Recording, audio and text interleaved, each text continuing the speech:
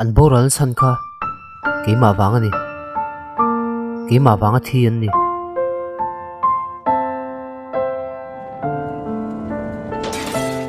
soyan va chokla kal zel ro lo hoi let su kan tha em em mang min tiam thei ngam a chuan hu chuan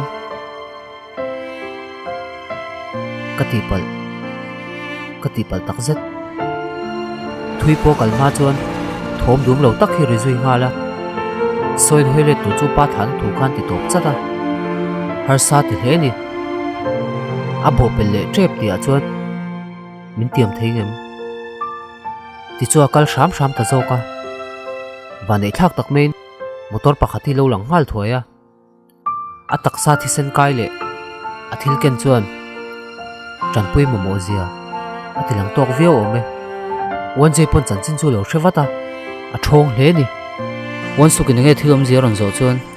accident an to thu hrila tin wan jei chu ka chiang bik lo kal photang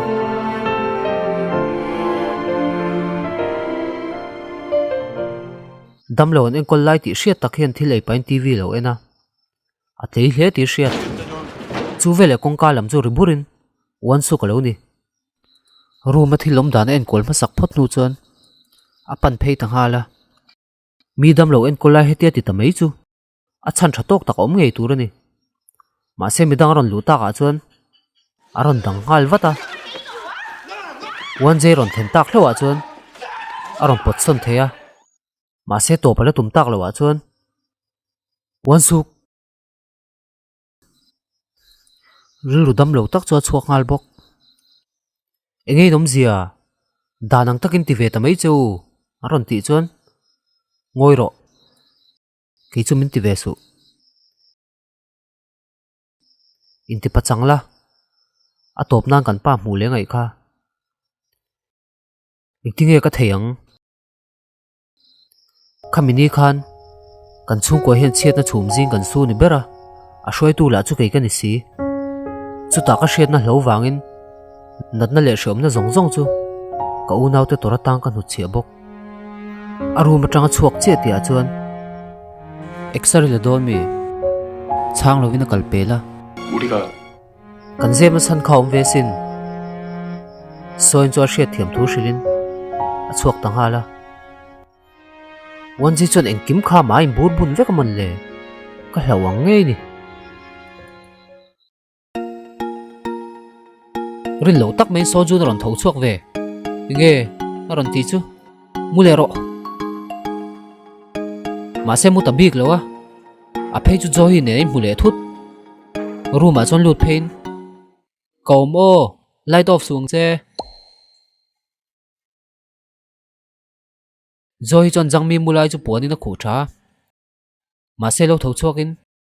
nu le pa te zong zong hi an ni vek em zo hi chon man lo nu le pa te hian an fa te tan an nu na hial an thap ngam ni shem zo hi chon ka pa hi chu ka hrelowa ma se ka nu hi chon ka tan thei topin na thoka a thi thlengin restaurant a thok char char jangmi chon boral to mo a hrisel na pan to ematin ani rilruwa thil tam tak om ti hriat takin atokin hun chu manga kangu kol po chu piklo poilo owain chu school akan hruai nge sojung kal tur chuan arin lo deuh mai mule to Mr. Chief enge hetai ron ti ati chuan Mr. min ti su yu ne he gain rual che o chong khong e a school to a sojun chan chun zomin sir va make o ka u hi date mi date a ni meng chu ngati nge i hausa email thabok a moina zon zam hre thiam tu chen la no pang ma uya i hre thiam mo ka naw du tak i naw a i chong ve duem a thok tharo pui a lut ngal i ol sam ve le me a school ko chon then chuan chuk turi tia soju chon ta hian ikal ve don lo mi kangu chon ai tinge chandan tur hai cham hle nang hi an ban che mi na nei lo ni mo kangu chon ai yu chu shilla ron chhuati ro ti vak ringota na nei lo ni pui ka phal re re lo ti pa chon chuaka 저 건망지 시키 저거 kong kain hong pop soju chon ex chief director in pona hak che ni chu chon mi pa mel thai du lo mo khatia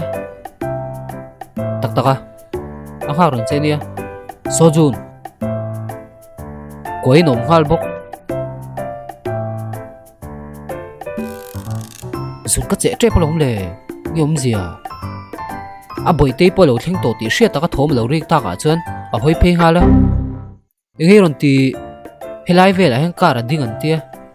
mi kholo dewa ni le ni lo ka en chin chu tiang ka ni lo ve an ban che hi nuar mi ni le nuar lo soen muturing ka rongkal nang ni lovin yes mi ron tek se min huk chuan kal mei te ma chuak ta hala heta thove ka chak e an ti thale soin po hena ngai to ve le ti hai rual ni lova ngai to na mu mal pu thei lo turin boina hin ching chi ve chho em ni ama pon na sei to ang khan sul lu por tak nei ve thin hi min du do na mi ati kha thi ka po lo lang lein soin na mu chuan a thi khle a office a lu chuan a kit te ho khan an lo mua ka an suwa suwa rong bola wang khan kangu chu lo hlau hle hi lo ni akal to thumin hukin a hril ta ka chuan an thiam thil i thaber mai atira tanga ruati ni lo hi makati tin hlan nu chuan an chuak ta hala a be se anga thila kal lo chu kanu te hian mal lo niang mo eng mai ka tui to lo ve ti ru pu hian thala ka lo en kola pi ber po lo lang halin engei ti le nu ber chang ka fa pa boi pui ka ngai nang ber min huk tang ma chi haya ke mang ka boi pui ve ngai don ni mai lo ti le chon pi ber cho ani na ka hli sa wangi lungoi lo ti na mi yes ni meng chu ngerin lo em le pi ber cho in choi moi na hila nei ve lo shim shim lom chu tak chu ni chu tak chu ken kol ve tong pi ber chon signal le dong ngai tu non lo chon kal phei ta hala pa ber chon tianga chan chu kang win ngai zo nei mek wang ni a hria thu hrila pi berin tu nge ni ti le engang mi nge ni a zo chuan ka shelo chu tiang ani ta ka chuan zo chen tumin rang lu tu na phei le hala kang u design moi tak tak te hian soi na mu chuan tha ti hle a poisarim te po shelok thei hial ani mase kang u en chuan amu ta chen lo zia mua athil ngai to chu nge ni zot vat bok kangu chon kan hlima kan nuya ni khat kan mangral dun are ngal mak thei nia i kol re rem lo ti chuan voi som ka kola ma sei som ni ka thon e khai khatin ti vak ma ta che aning watang che pa dei jok phone call lo lang chu pick up lo in oma a soi chu aba han ni number soin cho du tak tak chen ka hria hian so hian nia ke chu du mang deuh hi ka nia ke ma tang to chu an chuak mai mai lo i du ve re rem mi kyang chon chun zamin mi swal tak chu ni lo thil fel hel om heng ka hretlat mei chen an bom vel ka ringa nuam ka ti lo sumla mala karin ai nam lian dei leng hal soin cho mi pathil nei khai ngai poi mo vion ka hresia adi ka lom ma se mi hring ka ni na la ya chung chon min mol ve thlat ke ai hausa le lu tuk chu ka du lo a sei zo cho rila tram deu wangin medical office lama ei tu ruk chu rata ma se soin chon school doctor ani to lo wangin anom dan po ti dang lamang ai to thu chuan niala Mr. Lee hi